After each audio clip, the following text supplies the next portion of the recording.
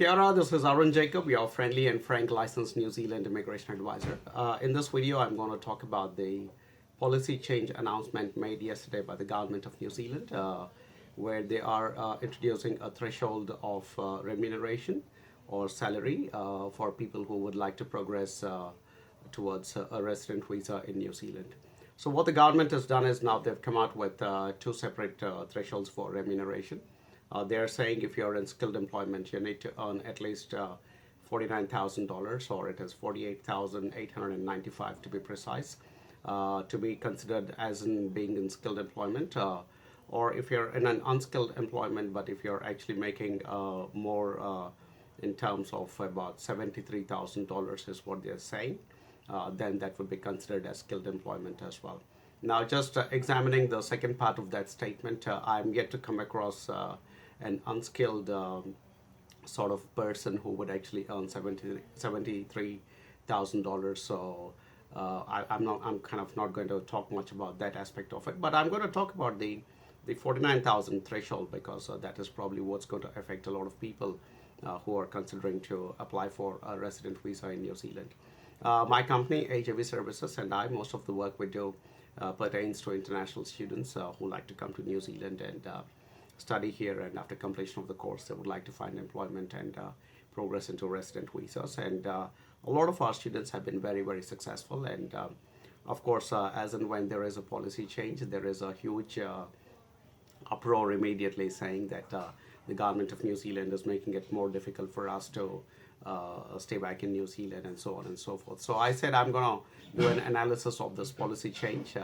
Every time there is a policy change, you can either react with emotions, or you can react with an analysis of based on facts and data. So I'm going to talk about how this policy change of introducing the threshold of $49,000 as remuneration is going to affect international students who want to progress into a resident visa. Right. So here's the situation. There's an international student who comes and studies in New Zealand, and after completion of the course, if they are doing the right level of course, they would get the 1-year post-study work visa open, or they would get the post-study work visa employer assisted if they've already found a job.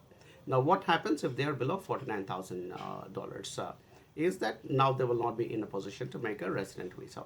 So, as I said, there is a lot of uproar, and people are, beating their chests and flailing their arms and saying, oh, they've changed the policy. And so I said, let me do a little bit of analysis. So I actually spent some time in putting together a bit of a research, and because international students mostly come for 3 or 4 different kinds of courses. They mostly come for engineering courses, they come for information technology courses, they come for cookery courses, they come for hospitality courses, and then they come for 3D animation and digital media kind of courses, creative courses, and then they also come for business courses. So these are by and large the mix of courses where international students like to come to New Zealand. So I had a look at what was the situation with this announcement of the new policy, which is going to take effect from August of this year. So the interesting aspect was, even before this announcement of this new policy, if you were an engineering graduate and you came to New Zealand and you did a course and then you transitioned into a job, you still needed to get about $50,000 as your salary to be able to actually make a successful resident visa. So that has not changed. That was the same as before. If you were an IT programmer, for instance, you still needed to get above $50,000 to make an application for a resident visa. If you were a network administrator, or you found a job as a network administrator, you still had to get $50,000 or more as a salary to be able to make an application for a resident visa. If you were had done a business course, and let's say you found yourself a job as an office manager or an administration manager, you still needed to get $50,000 as a salary to be able to make a resident visa. The only difference seems to be for people like chefs, where earlier they were okay if they got around $34,000. They were kind of ready to be able to make an application for resident visa. And also animators and digital artists around the same range, $33,000. If they got a salary of that range, they were probably able to make an application for a resident visa. A marketing specialist would have had to earn about $40,000 to be able to make an application for a resident visa. So these are the loose parameters around which Immigration New Zealand considers whether somebody is getting the fair market salary here in New Zealand. Now, of course, they've gotten away. They are doing away with the system, and they are saying, "Hey, look, if you want to consider skill, you need to get up to $49,000." But as I said, there isn't a lot of difference. Engineers still had to get $50,000.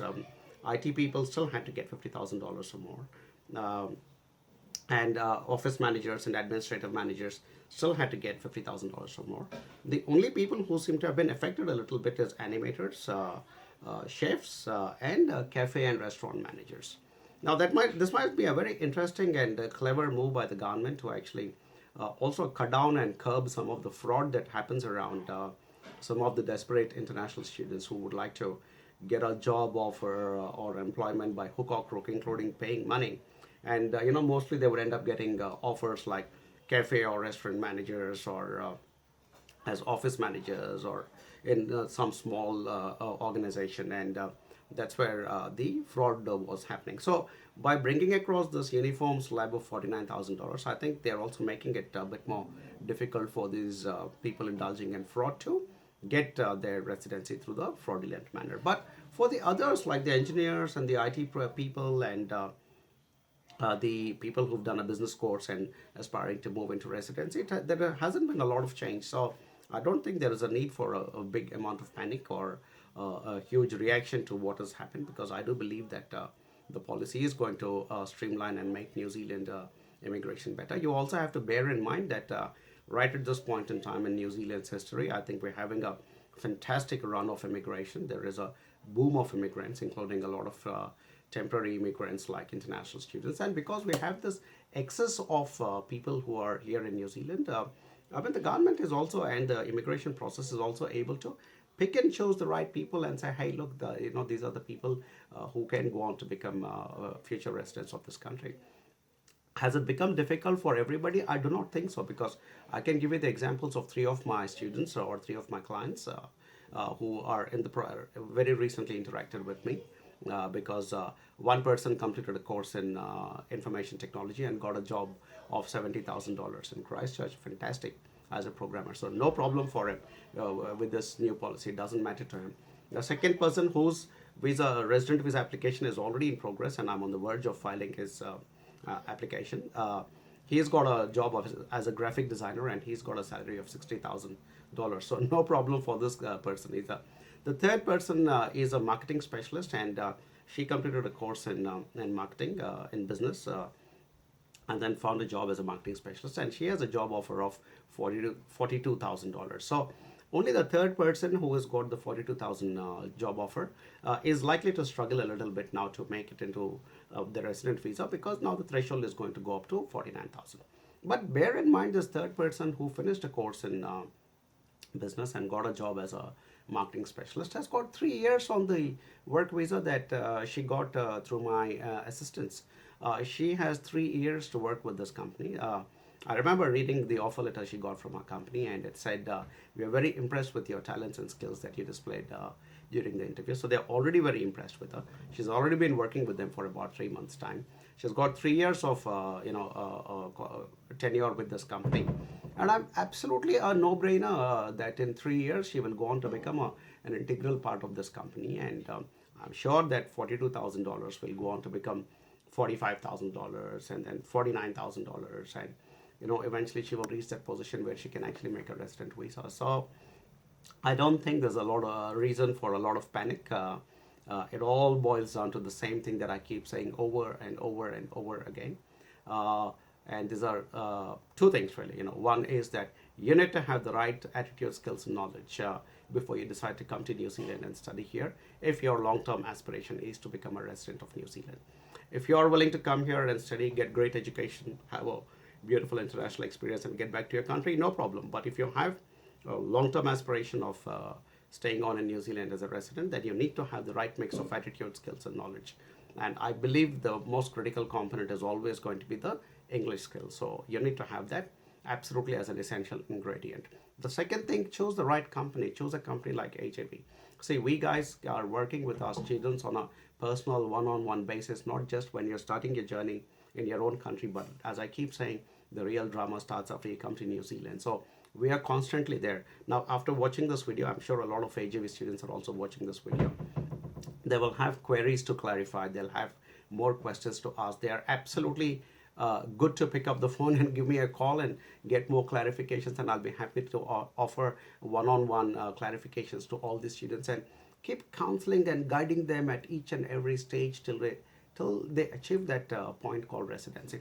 But for those of you who are choosing to come to New Zealand through companies which just get you your visas and then they wave goodbye and then put you on a plane and that's pretty much it, you never hear back from them again, you are the guys who are going to struggle. Because if you want my personal advice, for instance, I'll need to charge you for my time and my knowledge, because you're not an AJV student. So I'm going to unashamedly plug for AJV services in this video. And if you're also a student who is planning to come to New Zealand, please pick and choose a good company like AJV, because we are committed to your success. And more importantly, we are present here in New Zealand to keep offering you that constant and ongoing guidance. All our AJV students have direct access to me and to the rest of my team here in New Zealand, and they constantly keep on checking with us and talking to us and say, hey, I found this job, what do you think? Or hey, I'm planning to go to this city and find a job, what about it? And we're continuously guiding them at each and every stage.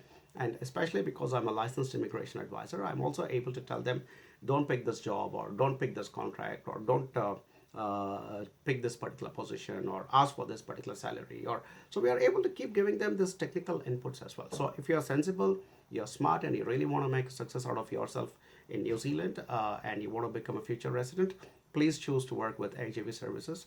My team and I will be delighted to assist you and guide you in a professional, friendly, and very personalized manner to ensure that you reach a success. So hope that video shed some light on this policy change that's going to take effect from August of this year, which is going to affect skilled migrants.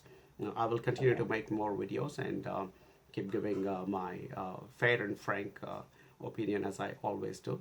But do keep writing in your queries. And if you're an AJV student and you still have more doubts after watching this video, just call me. I'll be happy to talk to you guys.